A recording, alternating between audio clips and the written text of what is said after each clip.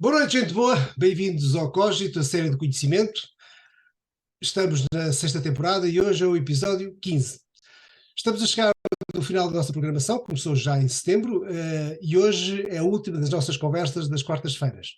Mas antes de entrarmos no assunto da ordem do dia, quero lembrar que amanhã, no Aquário Vasta Gama em Algés, vamos ter uma masterclass com a economista Susana Peralta sobre qual o futuro dos impostos. Um tema muito interessante. Depois, na semana passada, temos falado sobre a morte. Na próxima semana, também no Aquário Vasta Gama, na quinta-feira, às 21h30, vamos ter uma discussão sobre criatividade, onde vamos apresentar os filmes A Cidade Criativa, que é uma aula audiovisual acessível a todas as pessoas. Na sexta-feira, também no mesmo local, mas um bocadinho mais cedo, às 21h, vamos encerrar a nossa programação deste ano com o Fórum Cidadãos, um espaço Speaker Corner, onde cada cidadão, os cidadãos inscritos pelo menos, vão apresentar as suas ideias para o mundo. Hoje vamos brincar com um assunto muito sério, com educação. Para tal temos connosco o Carlos Neto, professor catedrático e jubilado da Faculdade de Motricidade Humana. Ele é autor de livros como O Jogo e Desenvolvimento da Criança, Motricidade e Jogo na Infância e Tópicos de Desenvolvimento da Infância e da Adolescência. Como vemos pela literatura, o professor tem estudado muitas crianças, mas de certa forma nós somos todos crianças e, portanto, é um tema que interessa a todos. Professor, boa noite, muito obrigado por estar connosco. Eu agradeço o convite e queria saudar, obviamente, o Rui Pereira e também o João Cruz, neste momento absolutamente fantástico de reflexão de um tema que é, do meu ponto de vista, muito atual e pertinente. O professor, apesar de estar reformado, é uma pessoa cheia de energia, com muitas ideias jovens e, portanto, temos a certeza que vamos ter aqui um debate muito interessante. Já sabem que podem participar colocando questões online, que nós depois colocamos mais tarde ao professor. Mas vamos começar. Professor, porque é que brincar é um assunto muito sério? De facto, poderíamos dizer que brincar é um assunto muito sério porque ele faz parte da nossa consistência ancestral. Todos os animais brincam na infância, mas o brincar não é apenas uma categoria relacionada com a infância. O brincar é uma categoria que diz respeito ao ser humano. Brinca-se em qualquer altura, desde o nascimento até à morte. Significa que nas primeiras idades o brincar é um comportamento mais, diríamos, mais necessário de um ponto de vista biológico, de um ponto de vista psicológico, sociológico e até filosófico, porque as crianças têm necessidade de se descobrir a si próprios como corpo e, por outro lado, têm necessidade de descobrir o envolvimento que os rodeia. O brincar é, de facto, um treino para o inesperado, um treino para o incerto. O treino para viver na incerteza, para descobrir, explorar e também ter mais consistência interna e externa daquilo que é, de facto, o confronto com o risco. A vida é um risco e o brincar é exatamente essa capacidade que todos os seres humanos têm de poderem sobreviver. Brincar é aprender a sobreviver. E todos nós fazemos isso ao longo da nossa vida, mais na infância, obviamente, porque temos mecanismos internos que estão em grande transformação e grande crescimento, e por outro lado também um mundo externo que vai tendo uma percepção progressiva de um ponto de vista não só mental, mas também de um ponto de vista emocional e social. Brincar é preparar-nos também para conviver uns com os outros. Nós somos animais, mas somos seres sociais. Brincar é, portanto, uma forma de se confrontar com o risco, de ganhar também controle interno, principalmente controle emocional, de ser capaz de adquirir um conjunto de experiências alargadas, de modo a ter possibilidade de se confrontar com a adversidade, tudo o que é a diversidade, de diversas formas, mas também, diríamos, de criar autoestima, autoconfiança e competências motoras e também competências cognitivas e sociais. Portanto, o brincar, diríamos que é uma forma intrinsecamente motivada, em segundo lugar, de grande regulação e, por outro lado, de suspensão da realidade para nós irmos buscar forças e também conhecimentos experimentados, descobertos, para termos a capacidade de nos conhecer, dominar e nos propormos a ter um rumo para o futuro, não é? Portanto, brincar é educar. Brincar é sempre educar, ainda que brincar possa ser considerado como uma forma exploratória do jogo. Isto é, o jogo já implica regras, não é? Mas isso é necessário que a criança se desenvolva para ter uma maturidade cognitiva para que essas regras possam existir. Portanto, o brincar é um termo exclusivamente latino, é muito interessante, não é? Porque o brincar é a forma exploratória do jogo e do jogo que depois na vida adulta, na vida da adolescência e da vida adulta, se torna, portanto, em formas mais centradas em regras que se tornam universais, como é o desporto, não é? Como é as artes, como é outras formas de atividade humana. Mas diríamos que, de facto, brincar é uma preparação para a vida, uma vida que é sempre incerta, não é? Que é sempre centrada numa perspectiva de grande incerteza. Não é? Portanto, a lógica do brincar como um género de escape, um momento de descanso entre os momentos de aprendizagem é completamente errada. Completamente errada, porque mesmo é preciso distinguir o que é o brincar livre do que é o brincar orientado, não é?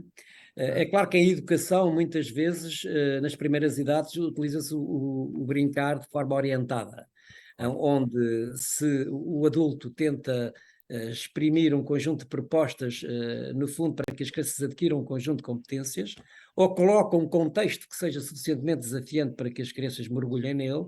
Outra coisa é largar esse ambiente, largar esse contexto e depois dar tempo, isto é, saber esperar, saber afastar-se para que a criança mergulhe e possa demonstrar e expressar as suas tendências, a sua curiosidade, o seu entusiasmo.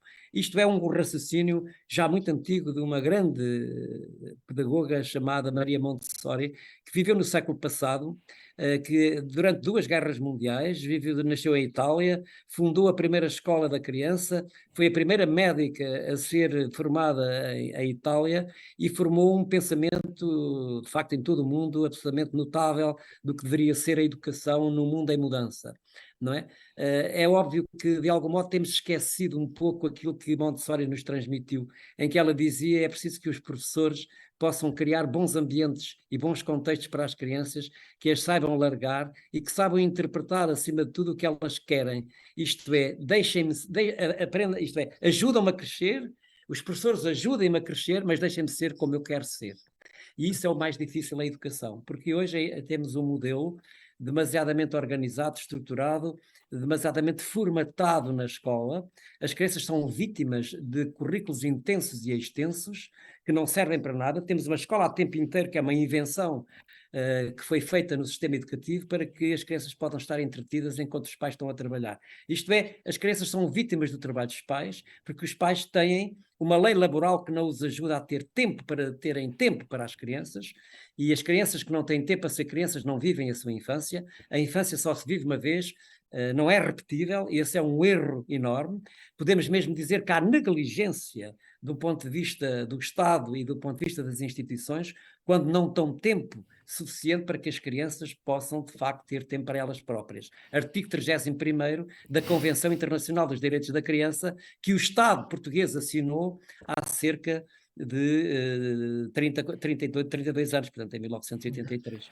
Portanto, podemos dizer que há aqui uma grande negligência da família, da escola e da comunidade em não dar tempo esse suficiente, que na nossa geração nós vivemos de algum modo, porque tínhamos 2 escolas, a escola da rua e a escola propriamente dita. Hoje a escola da rua está em vias de extinção e as crianças não têm oportunidades de viver aquilo que lhes é como direito necessário para que possam descobrir por si próprias aquilo que são lógicas, não só simbólicas, como também de atividade física, como também lógicas de relação social, que são brincadeiras e jogos absolutamente fundamentais, não é? No seu desenvolvimento. E como é que chegamos a... Diz. Professor, não é obrigatório, mas brincar quase que obriga ao desenvolvimento do corpo. Sim, claro. Em que é que o corpo é importante para o nosso desenvolvimento pessoal e para a nossa educação? Não há desenvolvimento humano sem desenvolvimento motor, isto é, sem um conjunto de aquisições motoras que se fazem de uma forma muito rápida, mas com grande complexidade. Veja o que é atingir a posição de pé. Nós somos o único animal que tem a capacidade de se pôr de pé. Somos o único animal que tem a extensão completa dos membros superiores e inferiores.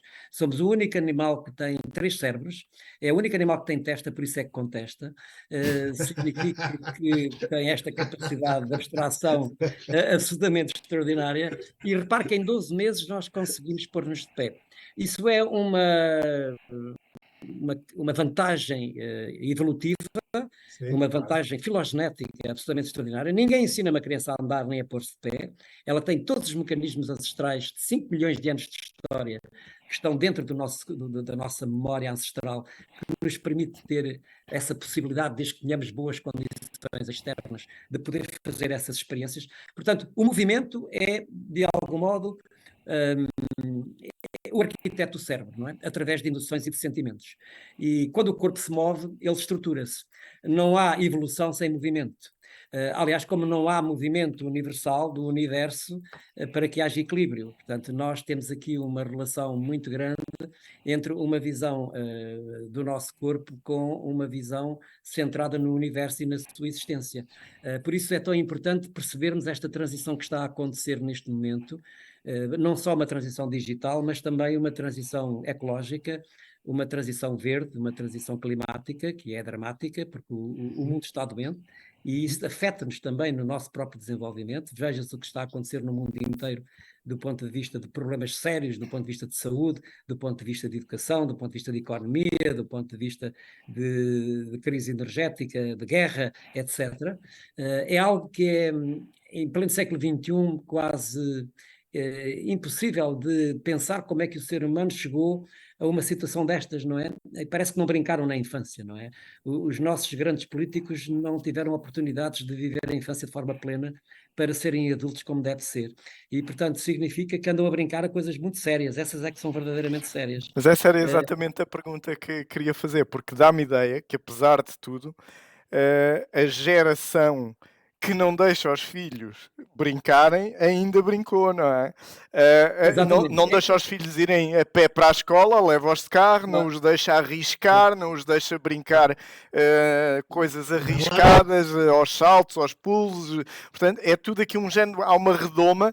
E se calhar, se vivêssemos num país extraordinariamente inseguro, até se podia compreender, mas não é o caso, não é? E portanto, porquê é que chegámos a isto? João, eu acho que essa é talvez a pergunta mais interessante que se pode colocar neste momento da humanidade. Como é que as gerações mais velhas, e neste caso os pais, os avós, os professores, em sentido geral, perderam a memória das suas memórias de infância, não é? Porque todos nós transportamos uma memória de infância. Eu não digo que tenhamos uma crença dentro de nós, temos uma memória da nossa infância e as grandes experiências que vivemos na nossa infância, os pais nem sonharam que passámos, não é? Que vivemos. Aliás, é muito interessante, ainda hoje estava a ler uma obra de José Saramago, Pequenas Memórias da Editorial Caminho, 2006, na página 44, em que ele diz: quando me for deste mundo, partirão 2 pessoas, sairei de mão dada com essa criança que fui, não é? Ora, parece que nós perdemos a identidade da nossa infância, e isso tem a ver com uma sociedade que nos amordaçou, uma sociedade que nos escravizou, a uma dinâmica de trabalho, de uma vida à pressa, de uma vida em correria, centrada essencialmente num consumismo extremo, por outro lado, num mundo de não coisas, não é? E provavelmente sem darmos importância de que as crianças precisam, de facto, de sonhar, de experimentar, de terem autonomia, de terem confronto com o risco, de se confrontarem com os limites. Há uma categoria, aliás, muito interessante, de terem mais mobilidade também, não é? Obviamente. De facto, as cidades estão em desaparecimento gradual. Hoje não se vêem crianças na cidade. Vêem-se automóveis, vê-se um ordenamento do território desenfreado, os corredores ecológicos foram mortos, desapareceram progressivamente, e nas últimas décadas o que nós observamos foi uma decadência completa de oportunidades para as crianças brincarem livremente no espaço exterior, em contato com a natureza. Há mesmo, diríamos, pela literatura científica, um déficit de contato com a natureza, que é muito grave, porque de facto o nosso corpo precisa de contemplação, precisa de parar, precisa de silêncio, precisa de se escutar também, mas também precisa de se mover, precisa de facto hoje as crianças já não têm autorização para subir às árvores, para fazer pinos à parede, para andar a correr no recreio das escolas. É algo que está proibido e até já está no regulamento, o que é uma coisa inacreditável, não é? O que significa que houve uma proibição completa do corpo na sua expressão mais básica, na sua expressão mais fundamental. Há uma categoria no estudo do brincar e do jogo que é o rough and tumble. O rough and tumble, basicamente, existe em todas as espécies animais e, basicamente, em língua portuguesa pode-se exprimir como a necessidade biológica de perseguir, ser perseguido e lutar. São brincadeiras que nós fazemos naturalmente na infância. Toda a gente se recorda de jogar às polícias e ladrões, de jogar às escondidas, de jogar à apanhada, de subir para cima de uma árvore, de subir em cima de um muro, de se esconder, de ter locais secretos, isto é, de se poder ausentar do mundo real para ir para o Ganhar mundo... autonomia, não é? Ganhar autonomia, exatamente, ganhar autonomia, ganhar liberdade, e hoje isso é proibido. É algo que é, do meu ponto de vista, um crime que está a acontecer, porque as crianças hoje vivem a escola como uma prisão. E a comunidade tem imensas, e eu diria, imensas dificuldades em as crianças obterem liberdade e terem autorização dos pais para andarem de facto lá fora. Por isso é urgente, diríamos que é urgente descodificar um modelo de educação que seja feita na sala de aula, não é? Aliás, o relatório da Unesco que foi publicado recentemente, que faz uma projeção da educação para 2050, tem 4 ou 5 mensagens que, do meu ponto de vista, são fundamentais. Em primeiro lugar, a necessidade de termos uma educação mais centrada numa visão democrática, numa visão mais liberal, numa visão de projetos, de procura de resolução de problemas, de saber trabalhar em grupo, de trabalhar E também autoestima, que há a bocadinho autoestima, a comunicação, mas acima de tudo um segundo ponto que eu considero fundamental também nesse relatório, que é a avaliação não escravizar a aprendizagem. Em terceiro lugar, desconstruir a sala de aula como local de aprendizagem. Aprende-se em qualquer lugar, não só na sala de aula, mas também no exterior das escolas e na comunidade. A escola é uma comunidade e também uma outra dimensão que tem a ver com o facto de não termos uma perspectiva de digitalizar completamente a escola. Significa que o professor é insubstituível em qualquer cenário de desenvolvimento futuro em que se pretenda substituir o professor por um robô. Isso não existe, não pode existir e será muito mau que o futuro seja feito numa perspectiva de controle absoluto de uma fábrica de cretinos digitais, não é? Que tome conta da escola. Portanto, isso é algo que no meu pensamento estará completamente errado. O ser humano tem necessidade de continuar a criar e a desenvolver duas capacidades que são absolutamente fundamentais. Capacidade adaptativa e, por outro lado, capacidade criativa, que é duas competências que o brincar desenvolve ao mais alto nível. Ser capaz de ser criativo e, por outro lado, ser capaz de se adaptar a situações imprevisíveis e a situações, portanto, incertas. O futuro é desconhecido, o futuro é imprevisível e o futuro, diria que neste momento nós não temos condições de o prever de uma forma adequada. Portanto, temos que preparar estas crianças que estão na nossa mão para um futuro novo.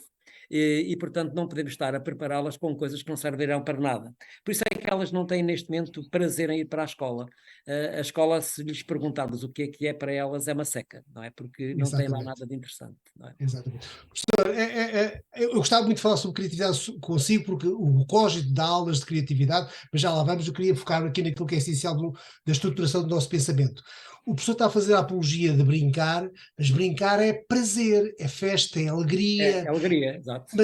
Mas as pessoas veem a vida como isso não é bom, quer dizer, ninguém vai pagar as contas do fim do mês com festa, com alegria. A escola é tudo menos festa, menos alegria, pelo contrário, é trabalho, é dever, é o oposto daquilo que o professor está a dizer.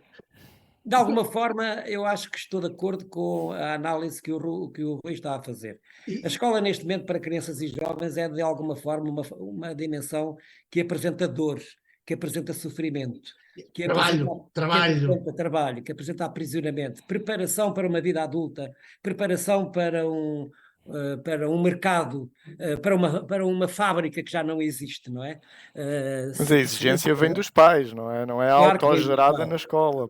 Não, a expectativa que os pais têm, e já começa a existir até no jardim de infância e na creche, os pais já querem que eles comecem a aprender a ler, a escrever e a contar, o que é um disparate, porque, de facto, nem de um ponto de vista científico a gente tem condições de dizer que as crianças têm maturação não só neurológica, mas também emocional e social.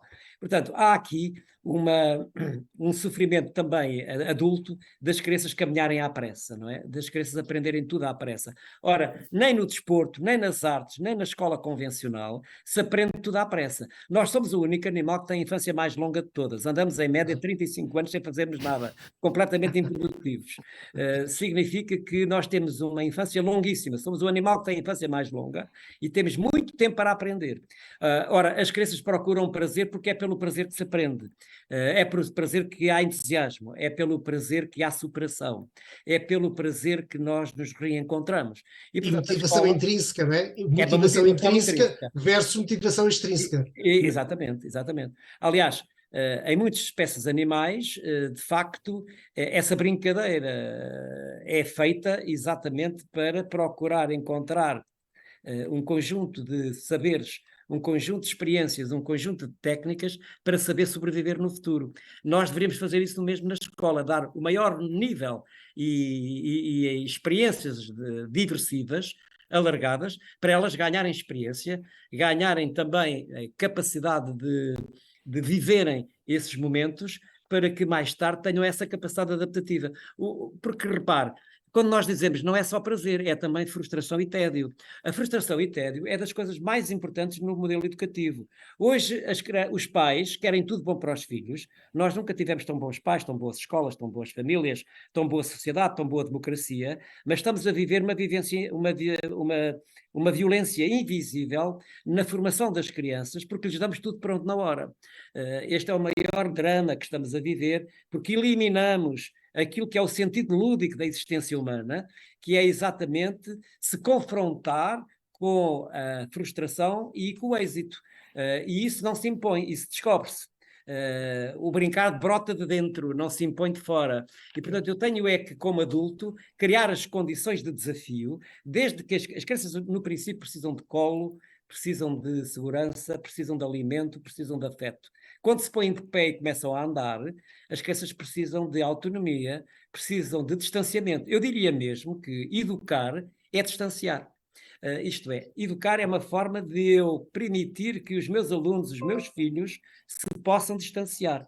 Ora, hoje o que acontece é que a escola é uma instituição que serve para tudo, não é? Serve para resolver o problema dos pais, serve para resolver o problema do trabalho, serve para resolver tudo. E, portanto, é um depósito onde se põem as crianças de manhã à noite e, obviamente, que o que acontece é que as crianças passam, em média, 50 horas na escola por semana, 7 horas por dia, das 7 às 7 da noite, não é? O que é um verdadeiro crime. E esta escola a tempo inteiro foi confundida com um ensino a tempo inteiro. Significa que não há harmonização entre a vida do trabalho, a vida, por outro lado, da família e a vida da escola. Os professores também são vítimas do tempo do trabalho que os pais passam na escola, que os filhos passam na escola. Hoje o que existe na escola é medo. Podemos concluir. É medo. É medo da criança subir uma árvore, é medo da criança fazer um pino à parede, é medo da criança... Por exemplo, o recreio é algo que é inacreditavelmente retirado às crianças como um tempo de prazer, como um tempo de se soltar, como um tempo de despender de energia, como um tempo de encontro com o outro, como um tempo de aprendizagem. Os espaços exteriores das escolas deviam ser continuidade dos espaços interiores. Eu, aliás, recuso-me neste momento a falar em espaço interior e espaço exterior. Aliás, em recreio e em sala de aula. O que deveria existir era espaço interior, espaço exterior da escola, que deveria fazer parte do projeto educativo, e depois o espaço da comunidade, onde as crianças poderiam também aprender imensas coisas que seriam fundamentais. Do meu ponto de vista, a escola do futuro é a escola como edifício físico, pode continuar a ser, mas acima de tudo acabar com as barreiras, com os muros, com as paredes e alargá-la. Temos que fazer aqui uma revolução tranquila, de modo a acabar com os muros e com as grades, para que possamos derrubar esses muros, para que as crianças possam ir à descoberta do mundo, das cidades, porque elas também educam, não é? E, portanto, o foco deve estar na aprendizagem e não no Exatamente. ensino, como é agora. Exatamente, exatamente. Mas, por Aliás, exemplo, esta falta de criação de competências, se a nível cognitivo pode ter, na perspectiva dos pais e dos educadores, de um modo geral, pode eventualmente ser compensada por momentos de aprendizagem de outro tipo, que não é, mas pode ser. Mas a nível físico, claramente, o aumento da obesidade, a diabetes juvenil, a diabetes... Ou seja, os pais não querem que os filhos sejam doentes. Porque é que... estão a torná-los doentes, Rui. Eu acho que estão a torná-los doentes. Aliás, João, estão a torná-los doentes porque, repare, nós hoje temos uma decadência enorme de níveis necessários do ponto de vista biológico para as coisas serem ativas e brincarem muito, não é? Não têm esse tempo. E isso tem como consequência o aumento de excesso de peso, de obesidade, doenças cardíacas, pulmonares e também a asma e outras. Mas o mais grave são o aumento das doenças, das desordens mentais, como é o caso da ansiedade, da obesidade, da depressão e também do déficit de atenção e hiperatividade e também da taxa de suicídio da adolescência para a idade adulta. Isso é como uma consequência de, eventualmente, as crianças estarem demasiadamente amordaçadas dentro da escola, currículos demasiadamente exigentes, todos centrados numa hipervalorização académica, hipervalorização escolar, e não se dar valor àquilo que é a livre expressão de espírito, a livre capacidade de expressão do corpo, porque as crianças têm necessidade de correr, de saltar, de perseguir, serem perseguidos, de lutar. Eu até diria que nós somos uma espécie de animal que, metaforicamente, tem necessidade de matar o outro de forma simbólica, não é? Nós, na maior parte das brincadeiras e dos jogos que fazemos, são uma espécie de cerimoniais, de também, eu diria, de dinâmicas isto é, de superação, mas também de elevação pessoal. Diríamos que são momentos absolutamente efervescentes, fundamentais de preparação para a morte. As crianças, quando brincam, preparam-se para a morte. Elas perseguem, são perseguidas, lutam a brincar, o chamado playfighting. O playfighting é dos comportamentos mais extraordinários do ponto de vista de preparação de crianças para o futuro, não só porque eu, por exemplo, a minha maior recordação de infância era andar à pancada com os meus amigos e portanto, jogar à pedrada ou a jogar às lutas era das coisas mais apaixonantes. Ainda hoje somos amigos, ficámos amigos para toda a vida. O fair play, o perceber que a agressividade tem que ser controlada, a agressividade deve ser educada. Nós não devemos esconder a agressividade. Nós hoje temos problemas gravíssimos de bullying, de violência, de ciberbullying, tudo isso, porque, no fundo, estamos a confundir um comportamento biológico, ancestral, que todos os animais fazem para se prepararem para a vida adulta, e nós estamos a eliminar a possibilidade de eles fazerem essas atividades. Eu devo dizer que nas minhas aulas, ainda hoje, quando trabalho com elas, eu mato-as simbolicamente, elas matam-me a mim e somos felizes, porque o homem é o único que é capaz de fazer, portanto, isso. Isto não tem nada a ver com aquelas crianças que estão a morrer à fome ou aquelas crianças que andam com armas na mão para sobreviverem. Esse é outro drama que está a passar no mundo e que, de facto, deveríamos ver com melhor atenção e com mais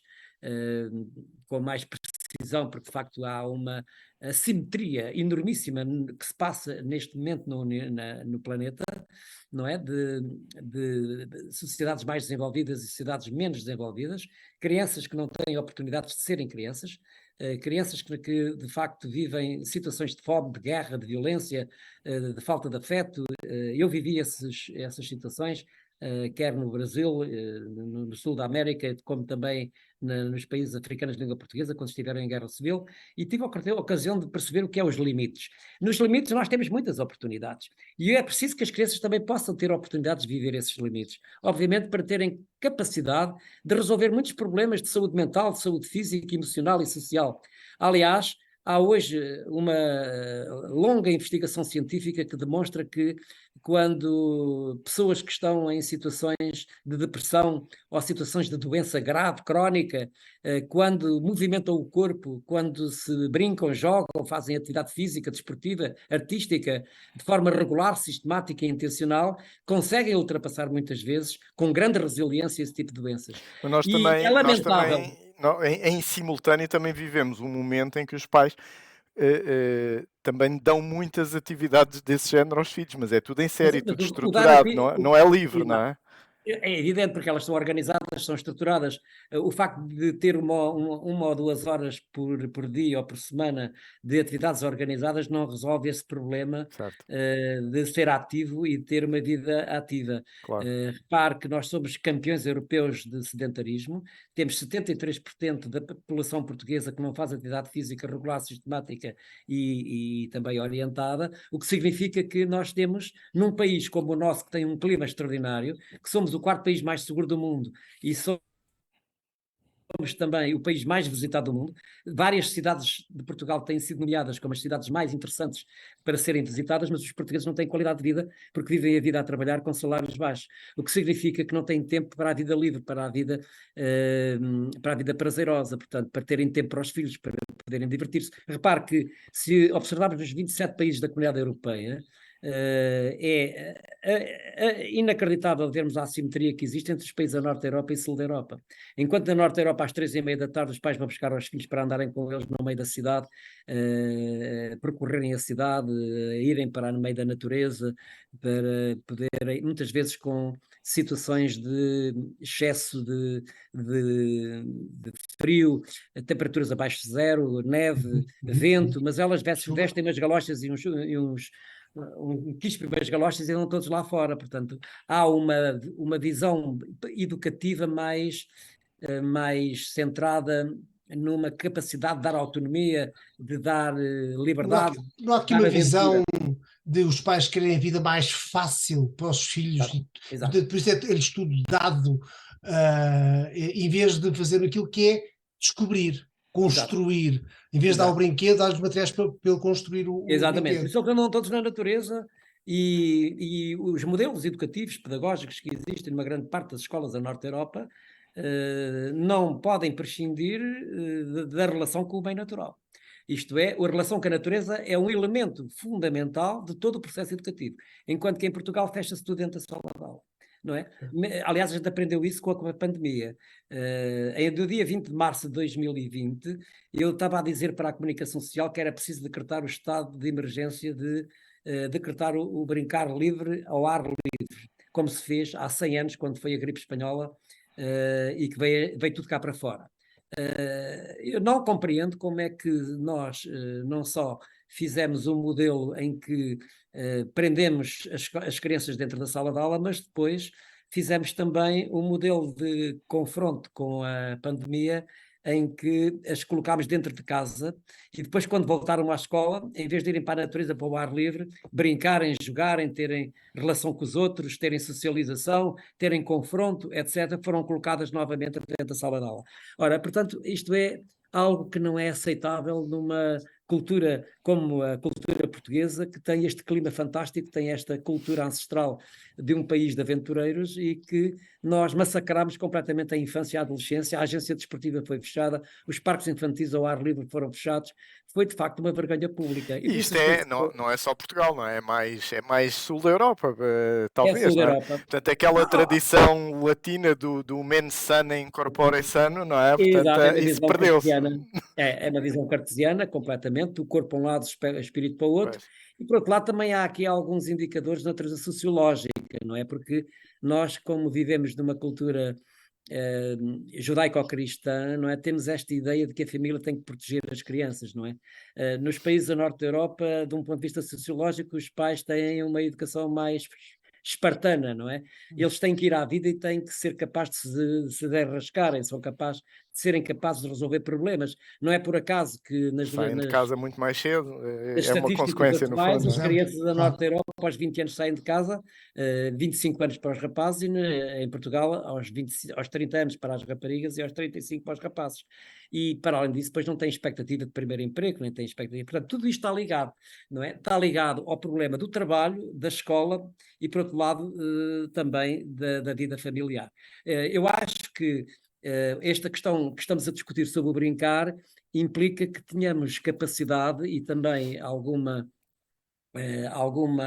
visibilidade de termos que mudar as políticas públicas para tornar não só uma visão mais de governança coletiva, de trabalhar em rede, de modo que possamos atacar estas 3 transições fundamentais que estão a acontecer no mundo: a transição digital, a transição climática e, por outro lado, a transição educacional, de modo a que tenhamos um modelo ecológico no sentido de melhorar esta transição, de modo a que tenhamos cidades mais ativas, famílias mais ativas e, por outro lado, escolas mais ativas para promoverem uma saúde pública, porque o nosso Sistema Nacional de Saúde vai ficar em situação muito preocupante se nós não resolvermos de imediato, com muita urgência, esta ideia de darmos sentido à existência do corpo. Isto é, o corpo tem que ser reabilitado numa perspectiva de ser ativo, numa perspectiva de ser relacional, numa perspectiva de reconquistar a cidade, a rua, como local de encontro. Eu faço sempre recordar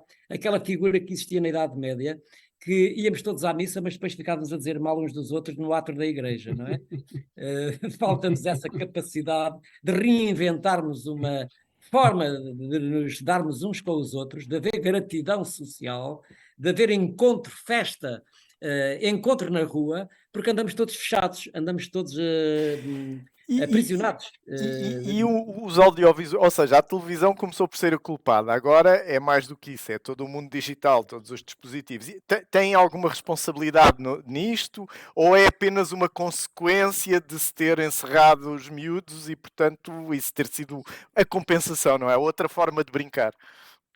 Essa questão é também da maior importância em termos de análise atual, não é? De facto, os dispositivos digitais vieram para ficar e vão ter um desenvolvimento incrível, quer do ponto de vista da inteligência artificial, por outro lado, da robótica, também das neurociências e da genética. De facto, o mundo vai ser completamente transformado nos próximos 30, 40 anos, mas nós temos hoje investigação científica que nos permite dizer que é preciso ter algum cuidado nas primeiras idades com este encharcamento que estamos a fazer de dispositivos digitais e também máquinas eletrónicas que retiram o tempo das crianças serem bombardeadas, isto é, retiram o tempo das crianças fazerem experiências porque estão demasiadas horas sentadas e demasiadas horas centradas frente aos ecrãs. Aliás, eu julgo que a pior doença deste século, a pior pandemia deste século é o número de horas que estamos sentados. Se nós já tínhamos problemas evolutivos ao nível da cervical e da lombar, neste momento estamos a adquirir uma postura digital que é consequência de um conjunto de dispositivos que vivemos o corpo na ponta dos dedos. Parece que esquecemos os pés como elementos fundamentais da nossa história. Significa que os pés servem para caminhar. Caminhar é das coisas mais importantes numa vida saudável do ser humano, para a sua saúde mental, saúde física, social e emocional. E eu tive a ocasião de fazer o prefácio para este livro magnífico do Michel Desmourget, um grande neurocientista francês, que escreveu este livro, portanto, A Fábrica dos Cretinos Digitais, como os ecrãs estão a criar grandes perigos na vida dos nossos filhos e principalmente os ecrãs lúdicos. Há hoje uma grande indústria internacional que cria narrativas simbólicas poderosas que entram pelos olhos dentro das crianças, são verdadeiramente bombardeadas de um ponto de vista sensorial e de um ponto de vista perceptivo, são verdadeiramente capturadas, não é? E passam uma vida completamente hipnotizada frente aos ecrãs. Os pais gostam, porque as crianças ficam quietas, mas da mesma maneira como estão quietas, sentadas e caladas na escola, repara o que é uma criança estar durante 3, 4, 5 horas sentadas na sala de aula, na carteira, que não pode mexer o corpo, não pode mover o corpo. Isso é um atentado à dignidade da vida humana. As crianças têm que se mexer na infância, não é? E por isso essa escola não pode continuar assim, como em casa. As crianças estão atualmente também sentadas no sofá, frente aos ecrãs que os pais colocam desde manhã ou à noite, quando vêm da escola, não é? E isso tem imensas consequências no seu desenvolvimento. Não só do ponto de vista social, do ponto de vista físico e motor, porque não têm, de facto, uma atividade física mínima. Basta ver nos dispositivos que temos o número de passos que uma criança dá por dia, ou o número de atividades sociais que têm com outras crianças a brincar livremente. Quer dizer, elas estão completamente dizimadas com este tempo que passam frente aos ecrãs. Há hoje crianças com 5, 6, 7, 8 anos que já não conseguem sair de casa, depois desta pandemia ficaram marcadas, não conseguem estar com os amigos e não conseguem, inclusivamente, ter interesse em ir à escola. E temos as crianças que sabem brincar, sabem jogar, mas não sabem brincar. Quando chegam ao recreio não sabem brincar, mas no entanto são especialistas nos jogos eletrónicos. Portanto, há aqui uma penalização profunda que está a acontecer ao corpo das crianças e jovens portugueses que ficam demasiadamente imaturos. Eu costumo dizer naquele artigo que escrevi, ou aquela entrevista que dei para o Jornal Observador em 2015, estamos a criar crianças imaturas e totós, e cada vez provo mais essa tese de que as crianças não se confrontam com nada, é tudo pronto e tudo dado, a escola não tem interesse e em casa estão completamente sentados. Quer dizer, o corpo não veio ao mundo para estar sentado no sofá, o corpo veio ao mundo para se mexer, veio ao mundo para ser ativo, veio ao mundo para descobrir o desconhecido, veio ao mundo para se confrontar com o risco, para se confrontar com a morte. Lembro-me sempre do nosso grande atleta explorador das montanhas, o João João Garcia. Garcia. João Garcia, quando uma vez na minha faculdade ele fez uma conferência e contou a sua história porque é que se dedicou ao montanhismo. E ele dizia que não conseguia jogar futebol como os amigos dele ali em Alvalade e ia para cima das árvores, não é? Para observar o jogo. Até que um dia foi à Serra da Estrela para fazer um curso de montanhismo e desde aí nunca deixou de trepar às montanhas. E quando ele já não tinha uma parte do nariz e já não tinha uma parte dos dedos, mas ele estava em cima do Everest e estava junto dos deuses. Portanto, brincar é estar perto dos deuses. É exatamente essa capacidade de superação do ser humano para chegar aos limites, para dar sentido à existência. Porque brincar é civilizar o corpo. Brincar é atingir o limite, aproximar-se da morte e também poder saborear aquilo que é a existência, dar-lhe sentido. Por isso é que o brincar é fundamental na escola, é fundamental no trabalho, é fundamental na nossa existência, para dar sentido ao nosso rumo. Reparem, há hoje na sociedade portuguesa sintomas muito graves de doença mental, não é? Porque hoje já não se contam anedotas, anda tudo triste, anda tudo portanto, a viver à pressa, já não há humor, não há sentido de humor, já não há happiness, já não há felicidade. Há aqui uma série de itens que estão em decadência profunda, porque se tornou a vida demasiadamente estruturada, planeada, planificada, numa dimensão de consumo, numa dimensão centrada nos resultados, não centrada na qualidade. Hoje não há qualidade de vida dos portugueses. E esta é a mensagem que eu gostava de dizer que o brincar nos transmite. O brincar tem que ser promotor da qualidade de vida. Por isso temos que ter cidades educadoras, cidades amigas das crianças, dos jovens, dos adultos e dos idosos. Criar, portanto, escolas com... Nós temos escolas que têm uma arquitetura absolutamente extraordinária, mas as crianças ficaram pior, porque tiraram-se as pedras, tiraram-se os paus, tiraram-se a água, tiraram-se as árvores, tiraram-se os arbustos, tirou-se tudo. Hoje as escolas estão feitas de cimento e de sintético. De facto, é uma escola que está projetada pelo adulto, não está feita para que as crianças possam, de facto, evoluir e tornar-se pessoas. As escolas não estão feitas para crianças, para pessoas, estão feitas para alunos que os adultos acham que devem procurar ter sucesso para entrar na universidade. Se eu fosse Ministro da Educação, que não quer ser, a primeira medida que tomaria era uma discussão pública ao nível nacional para podermos refletir as políticas de acesso ao ensino superior e libertar a escola para que os professores e os alunos tivessem mais liberdade de aprender, com maior qualidade, com mais possibilidades de entusiasmo e, acima de tudo, de responder às necessidades e aos talentos que as crianças têm e não estarem todos a aprender ao mesmo tempo, na mesma hora e no mesmo sítio. Não se respeita a individualidade de cada criança, não é? Mas a ironia do destino é que nós vivemos numa economia da inovação. Exato. E para haver organizações inovadoras precisam de colaboradores criativos. Exatamente. E a criatividade pede curiosidade, pede exploração, perde resiliência, pede capacidade para falhar. E depois reerguemos isso é que é a resiliência. E, portanto, toda a escola e, de certa maneira, toda a sociedade está orientada para o controle. Exato. Mas, na verdade, o mercado de trabalho, que é o que se pretende, quer é risco. Exato. Exato. Então, porquê é que estamos nesta situação? Como é que chegamos a este ponto onde aquilo que é mais importante para o desenvolvimento de uma economia, mas também de uma sociedade, está em contraciclo? Em contraciclo completamente. Nós não estamos a preparar estas crianças para o futuro, não é? Para um futuro que é desejável. De resto, eu costumo dizer que há milhões de anos atrás nós éramos todos hiperativos, não é? Porque quando passámos do meio arboreal para a savana, não é? Nós ficámos numa situação muito difícil. Nas Claro. árvores nós vimos com alguma tranquilidade, com a oponência do polegar e a oponência nos pés. Perdemos essa oponência nos pés para a locomoção e nas mãos para a apreensão, e quando viemos para a savana tivemos que ficar com grandes preocupações de sobrevivência, Claro. e por isso tínhamos que estar muito atentos, tínhamos que estar muito excitados, tínhamos que estar muito ativos para tentar perceber onde é que estava o perigo, porque em qualquer lugar podia vir o perigo, podíamos estar dentro da caverna ou fora dela, mas éramos muito perseguidos e só conseguimos sobreviver porque trabalhámos em grupo, porque fomos inventivos, fomos criativos, encontramos mecanismos de poder sobreviver. Hoje em dia, de algum modo, o ciclo está novamente a passar-se. Nós necessitávamos neste momento de estarmos numa sociedade, numa escola, numa família, que desse oportunidades de cada um de nós desenvolver potencialmente essas capacidades de sobrevivência e não apenas com tudo pronto, não é? Deveríamos estar a viver situações que tivéssemos alguma também capacidade de lidar com o erro.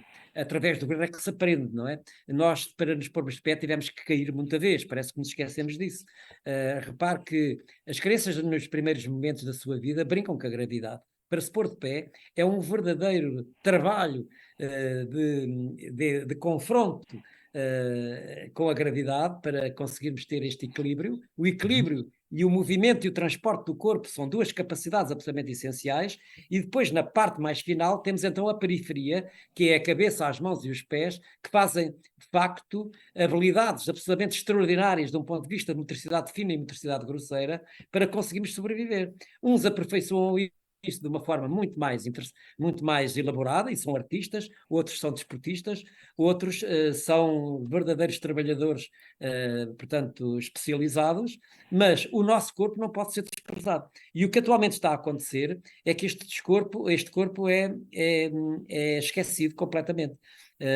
Porque se dá uma valorização excessiva àquilo que são competências cognitivas e competências escolarizadas. Ora, do meu ponto de vista, isso é um erro enorme, é um erro trágico, porque nós hoje temos uma doença instalada na sociedade portuguesa, que é o sedentarismo e uma inatividade física, que leva a gravíssimos problemas de saúde pública. Portanto, temos que ter aqui um grande equilíbrio. E o brincar é talvez o segredo que está dentro de nós, é o medicamento de eficácia mais comprovado. A atividade física, o brincar e o ser ativo, é o medicamento que está ao nosso alcance e que nós temos que utilizar. E por isso temos que acabar com estas amarras, libertar o corpo. Libertar o corpo é talvez das maiores mudanças que temos que fazer a curto, médio e longo prazo para libertar o corpo desta prisão em que vive, porque aparentemente vivemos numa democracia, mas vivemos numa autocracia corporal enorme, não é? O corpo não tem liberdade. O corpo deixou de ter liberdade. E por isso vivemos aprisionados e nós próprios sentimos uma certa ansiedade de não termos oportunidades de contemplar este corpo, de o saciar da sua fome primeira, que é mover-se. Há mesmo crianças que já não gostam de correr, há crianças que não sabem correr, há crianças que já não sabem pôr a cabeça para baixo e olhar para o céu, há crianças que já não sabem trepar, e esse reflexo ainda nasce connosco. Nós temos necessidade de subir aos céus para estar junto aos deuses. Portanto, há aqui um esquecimento do movimento, do corpo, da atividade física, do brincar, do jogo, do desporto, das artes, dando valorização a coisas que já não prestam, a coisas que no futuro provavelmente não vão ter sentido, até para as novas tecnologias, não é? Porque nós temos que preparar este corpo inteiro, este corpo, como diz António Damasio, não é? A inteligência não vem só do cérebro, a inteligência vem do corpo todo, não é? E aprender é sentir. E não posso colocar dentro do meu cérebro coisas que memorizo, mas que deixaram de ter sentido porque não as senti. Aprender na escola é aprender participando, sendo ator. Artigo 12º da Convenção Internacional de Crianças. Direito a participar, não é? Que é fundamental. E hoje não há participação. Não há políticas participativas, quer na sociedade, quer no trabalho, quer na escola. As coisas não participam, é tudo imposto. E é tudo dado, tudo pronto. Não é tal e qual como em casa, não é? Professor, peço desculpa interromper, mas estamos já um bocadinho adiantados da nossa hora. João, era a altura de colocar algumas questões do público. Professor, eu pedi depois respostas curtas para conseguirmos aqui, alguma vazão. Temos aqui alguns comentários que vou passar rapidamente. A Andréa Oliveira diz que neste momento os pais pressionam os professores para que haja trabalhos de casa, em especial ao fim de semana, ou seja, não percebem que os filhos precisam de rua, de movimento. Portanto, não é questão, é comentário, mas se quiser comentar o comentário, esteja à vontade. Em pleno século XXI, eu diria a esse comentário que trabalhos para casa é um crime. As crianças precisam de tempo e de espaço para si próprios e precisam de ocupar esse tempo com brincar livre. O brincar livre é mais estruturante do ponto de vista da aprendizagem do que propriamente o trabalho de casa, essa mecanização sem sentido. A Cristel Rodrigues enaltece aqui a importância do corpo e destaca também que é o corpo e a presença, como forma, digamos, de expressão, não é? Claro. O Rui Melo faz aqui uma pergunta que é: será que não é porque o lar hoje em dia é tão opaco que no fundo não cria um ambiente de partilha e portanto a criança começa logo de manhã derrotada, portanto sai de casa já derrotada e portanto encara a forma como encara a rua e as vivências, isso tudo já não é no sentido de aproveitar a inspiração que o dia podia provocar, não é? Repara, no nosso tempo, na nossa geração, nós íamos a pé para a escola, fazíamos as maiores aventuras no caminho, no percurso, e quando chegávamos dentro da escola já estávamos cansados e estávamos dispostos a aprender aquilo que o professor queria que nós aprendêssemos, e muitas vezes com reguadas, não é? Agora, é evidentemente que hoje em dia as crianças quando chegam à escola vão pelo automóvel, veem a paisagem pelo vidro do automóvel e os pais já se encarregaram de pôr o iPad à frente para eles não olharem para o lado. Portanto, é qualquer coisa que é dramático. E quando chegam à escola têm tudo pronto, tudo já preparado em fichas, em exercícios, e é algo que é inaceitável, porque no fundo o que é estimulado não é um corpo a aprender, é apenas uma parte desse corpo que é estimulado para fazer um conjunto de idiotices que não têm sentido.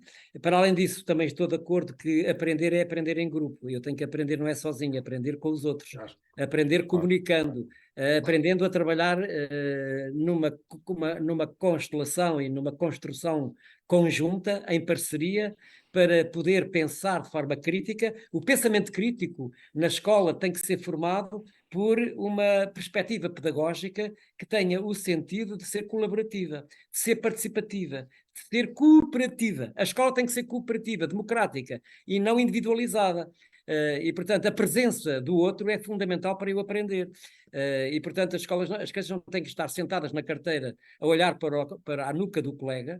As crianças têm que estar, provavelmente, sentadas no chão ou em outras posturas, a aprender de formas diversificadas, lá dentro ou lá fora, em função de projetos e em função de perguntas e não de respostas. A escola não é feita por pontos finais, a escola é feita por vírgulas. O conhecimento científico não é linear. Significa que nós temos que aprender a questionar, aprender a criticar, aprender a pensar, aprender a saber pensar de forma crítica. E isso implica a existência do outro. E também a presença do professor, no sentido de, conjuntamente connosco, nos ajudar a saber encontrar, isto é, contextos desafiantes para que eu possa pôr em prática os meus projetos e as minhas pesquisas. Eu tenho que ser um pesquisador, um experimentador, um cientista, um artista na escola e não apenas um mero aluno calado, sentado e quieto a ouvir muitas vezes professores cansados, velhos e chatos. E a dizer aquilo que o professor quer ouvir. Exatamente. Tivemos aqui obedientes. Acima de tudo, que crianças obedientes. Tivemos aqui um problema que nunca nos aconteceu antes, mas não sei o que é que aconteceu. O Facebook deitou abaixo aqui a nossa transmissão. Nós estamos a continuar, vamos pôr depois gravado. Eu colocava aqui então uma última questão, que eu agora nem estou a ver os comentários, mas eu colocava a última questão, depois nós publicamos, já não estamos aí em direto. Mas a última questão que eu tinha aqui era... o Pedro Russo falava que muitas crianças têm um amigo imaginário, um género de amigo imaginário com quem interagem, e ele perguntava se esse acesso, digamos, a essa componente imaginária que depois eventualmente se perde na idade adulta, se faz qual é a idade em que isso no fundo acontece? Todas as crianças têm amigos imaginários, não é? Com quem falam.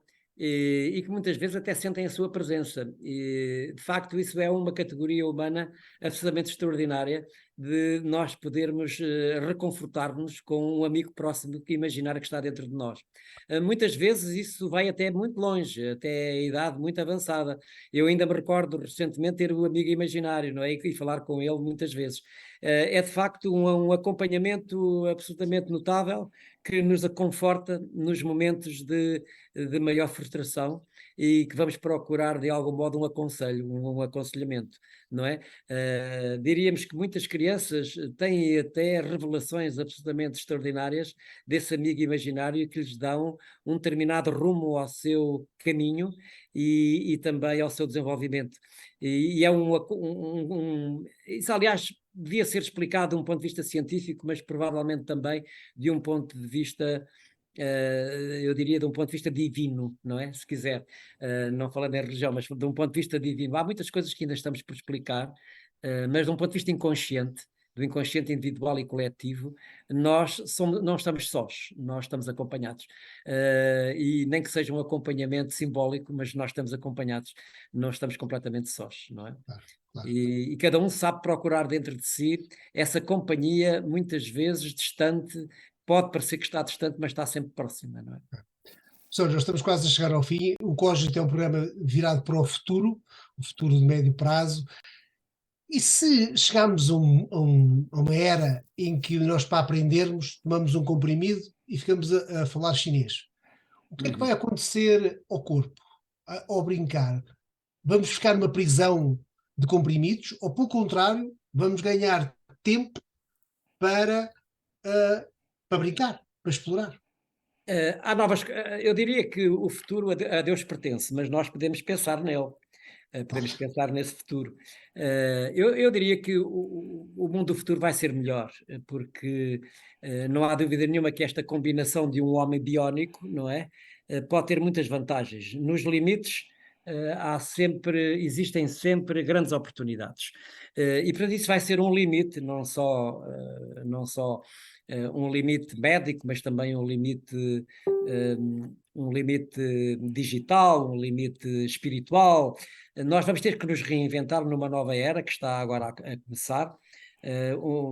Diríamos que vamos ter muitas vantagens de eventualmente casar essa dimensão humana com essa dimensão biónica. Vamos ganhar mais competências e provavelmente novos mundos, físicos ou não físicos, deste verso ao metaverso. Mas diríamos que não tenho medo do futuro nessa perspectiva, porque nunca deixaremos de ter nesse nosso subconsciente, nesse nosso inconsciente, essas memórias ancestrais que têm 5 milhões de anos de experiência, que estão codificadas dentro dos nossos genes. Nós nascemos com 99% dos genes, somos todos iguais, 1% é que nos difere, e esse 1% fica dentro de nós. E, portanto, se esse confronto que vai existir de um ambiente lúdico digital e um ambiente lúdico humano vai com certeza traduzir uma nova perspectiva, uma nova dimensão, que eu julgo que vai ser muito interessante e curiosa, e logo veremos como nos vamos confrontar, mas estou convencido que quem no fundo terá mais vantagem será essa vertente humana que se reinventará para um lado ainda completamente desconhecido. Não tenho dúvidas disso. João, queres colocar uma última pergunta ou fechamos? Sim, vou só aqui recuperar aqui, só um segundo, havia aqui uma questão interessante. Peço desculpa que isto perdeu-se aqui a sequência.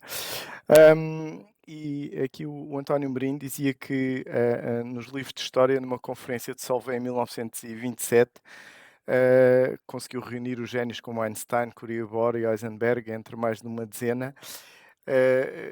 Falavam num género de um fast food emocional que se calhar hoje, com esta falta de capacidade de interagir, se vai perder no futuro, não se vai ter essas oportunidades. Provavelmente esse fast food emocional é algo absolutamente fabuloso, porque de facto poderá haver condições para que estas necessidades biológicas possam ser ultrapassadas, biológicas fundamentais e essenciais, não é? À nossa sobrevivência. Nós, se não comermos, morremos. Se não respirarmos, morremos. Se encontrarmos auxiliares que possam substituir essas necessidades básicas, fundamentais, com certeza que estaremos numa outra dimensão. E provavelmente o homem não acabou aqui a sua evolução. Eu sou um evolucionista por natureza e acredito que dentro de 1000 anos, 2000 anos, o homem não terá esta configuração física, nem emocional, nem social, nem mental, terá uma outra perspectiva completamente diferente, sem querer fazer ficção científica. Mas esta maneira como estamos a correr para um mundo de não coisas, provavelmente levar-nos-á a uma perspectiva completamente diferente no futuro, não é? Já há alguns casos interessantes que estão a acontecer, a ciência está em grande desenvolvimento, provavelmente teremos grandes notícias a curto prazo de descoberta de outros mundos, provavelmente está na hora de descobrirmos o universo e acabarmos com estas pequeninas coisinhas de guerras que sem interesse nenhum. Isto são pequeninas coisas, as coisas mais interessantes nós temos que expor na ordem do dia, porque essas é que são interessantes, essas é que são fundamentais, que é, de fundo, preparar o futuro do homem, preparar um futuro melhor, preparar a nossa sobrevivência e não o nosso suicídio. Não pode acontecer que, de facto, o homem, tendo nas suas mãos a possibilidade de se autossuicidar, não tenha a oportunidade de aproveitar esta oportunidade de se reinventar de uma forma coletiva para um mundo futuro melhor para todos nós, independentemente da cultura, da zona geográfica ou da convicção ou da crença. Nós temos que ser capazes de construir um mundo novo. Muito bem, professor. Chegámos ao fim do nosso tempo. Foi uma viagem fantástica, mas antes de irmos embora, eu gostaria que recomendasse um livro para quem nos está a ver e a ouvir. E o que é que nos traz aí dessa biblioteca fabulosa? Eu gostei particularmente de um livro que li recentemente do Sr. Byung-Chul An, que é um filósofo que está radicado em Berlim, na Universidade de Berlim, mas que tem origem sul-coreana e que escreveu no relógio d'água este livro, Não Coisas, Transformações no Mundo em que Vivemos, e que vem exatamente ao encontro desta última conversa que tivemos agora aqui, nesta parte final, exatamente de falar, de facto, desta deslocação que o mundo está a ter com esta transformação de um ponto de vista digital, desta experiência nova, desta inteligência artificial que está a colocar na nossa vida cotidiana muitas alterações e muitas modificações, mas também perspectivar as coisas relacionadas com o silêncio, não é? Selecionadas com a procura de nós próprios, a procura da nossa razão de existência, a procura da nossa essência, uma digressão pela profundidade de cada um de nós para reinventar a humanidade, portanto, do futuro. E, acima de tudo, o livro é tão interessante que coloca algumas ideias muito curiosas, principalmente relacionadas com o sentido que damos à nossa existência, de uma espécie de um manifesto de informação que nos vai chegar a curto prazo e que nos vai solicitar para redescobrir algo que eventualmente já está dentro de nós, mas que nós não temos consciência disso, não é? Muito bem, professor. Muito obrigado. Foi uma viagem fantástica com o professor Carlos Neto. Eu diria que foi provavelmente uma das conversas mais interessantes e mais importantes que nós tivemos até aqui. Nós já tivemos cá conversas muito interessantes sobre temas muito sérios. Começámos a brincar, acabamos em filosofia, mas eu acho que tivemos sempre a brincar, professor, não foi? Exatamente, e deixar uma mensagem que não deixem de brincar, porque o brincar é um milagre que nos acompanha e que nós não temos consciência e temos muitas vezes indevidamente desvalorizamos. É preciso valorizar cada vez mais o brincar, porque o brincar é a maneira de nos de procurar a insustentável leveza do ser, como dizia Kundera. Exatamente. Muito bem, então estamos a chegar ao fim. Amanhã às 21h30, qual o futuro dos impostos? Um tema muito diferente, mas espero também interessante. Pode ser que o futuro nos traga melhores impostos. Muito obrigado a todos, boa noite e façam o favor de serem felizes e brinquem. Boa noite. Brinquem muito. Muito boa noite e obrigado.